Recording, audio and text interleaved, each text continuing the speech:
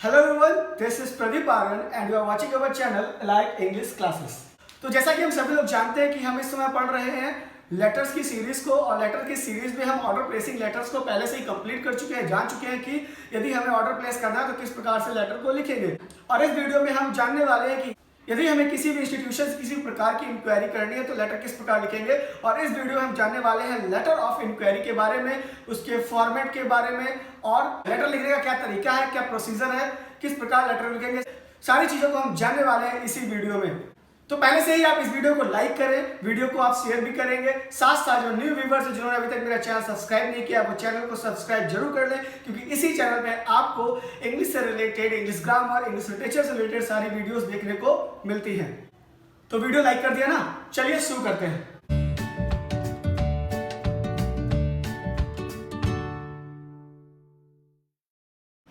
तो चलिए सबसे पहले एक बार क्वेश्चन को देख लेते हैं कि क्वेश्चन क्या कहता है। You are Rahul Awasthi oblique Rani Awasthi, मतलब कि कौन है, या तो आप रानी अवस्थी है या फिर राहुल अवस्थी हैं।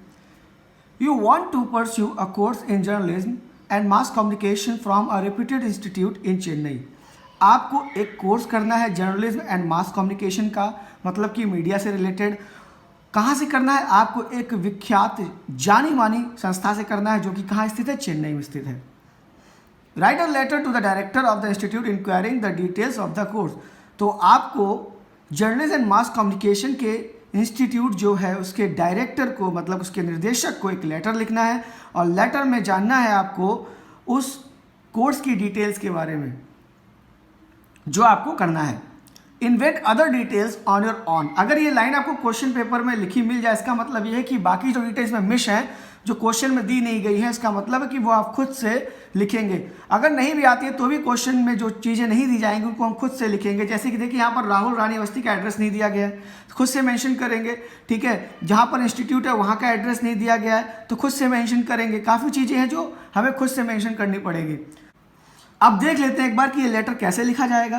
तो सबसे पहले आपको मैंने बताया था कि क्या लिखना पड़ता है, सेंडर एड्रेस लिखना पड़ता है। कितने लाइंस में? 2 लाइंस में।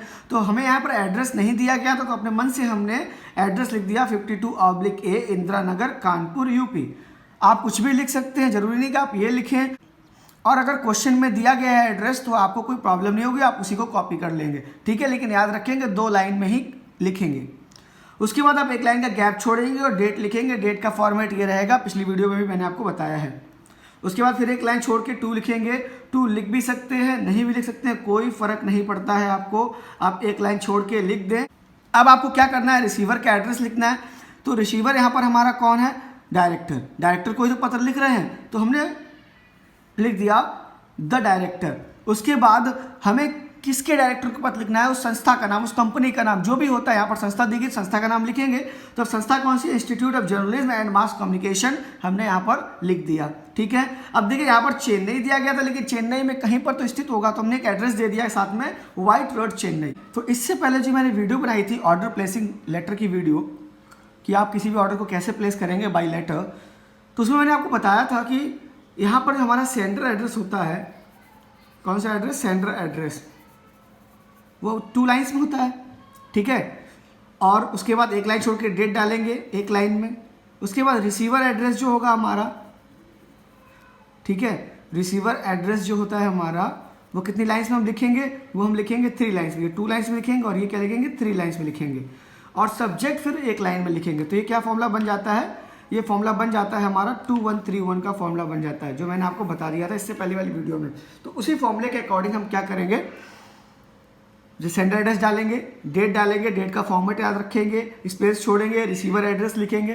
ठीक है, लिख दिया हमने। उसके बाद फिर 1 लाइन को छोड़कर हम क्या लिखेंगे? सब्जेक्ट लिखेंगे। सब्जेक्ट क्या होगा कि हम किस चीज़ के बारे में इंक्वायरी कर रहे हैं। जैसे कि यहाँ पर हम कोर्सेज से रिलेटेड इंक्वायरी कर रहे हैं तो हम लिखेंगे इंक्वायरी अबाउट कोर्सेज। ठीक है, यदि हमें किसी और चीज़ के बारे में इंक्वायरी करनी है, किसी और चीज़ के रिगार्डिंग इंक्वायरी करनी है, तो वहाँ पर वो चीज़ यहाँ पर लिख देंगे। फिर क्या करेंगे, 1 लाइन को छोड़ देंगे और यहाँ पर क्या लिखेंगे? अपना सैल्यूटेशन लिखेंगे। सैल्यूटेशन लिख दिया हमने। सैल्यूटेशन क्या है हमारा? Respected sir. यहाँ पर क्लियर नहीं किया गया कि जिसको पत्र लिख रहे हैं वो मेल है फीमेल है, तो यहाँ पर रिस्पेक्टेड सर ऑब्लिक मैम भी लिख सकते हैं, कोई प्रॉब्लम नहीं है। लेकिन हमने यहाँ क्या लिखा है? Respected sir.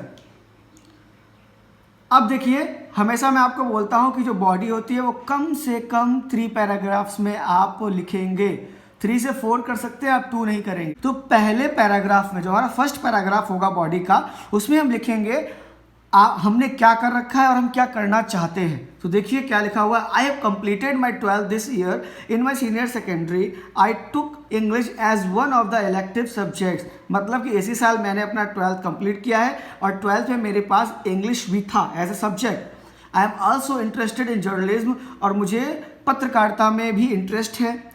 I would therefore like to pursue my course in the same subject, और इसीलिए मैं इसी सब्जेक्ट से आगे की पढ़ाई करना चाहता हूँ, आगे का कोर्स करना चाहता हूँ। ये होगी हमारे पहले पैराग्राफ की बात।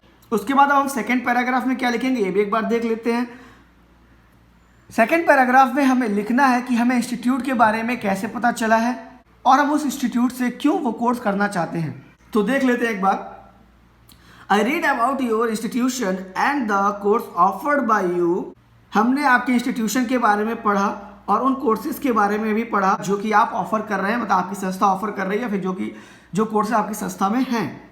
For the calendar year as well as academic year, मतलब कि कैलेंडर ईयर के लिए भी और एकेडमिक ईयर के लिए भी। अब समझिए कैलेंडर ईयर क्या होता है। कैलेंडर ईयर वो होता है जो जनवरी से लेकर दिसंबर में चलता है, और एकेडमिक ईयर क्या होता है वो आप जानते होंगे, अप्रैल से मार्च, जो कि हमारे स्कूल्स कॉलेजेस चलते हैं अप्रैल से मार्च में चलते हैं।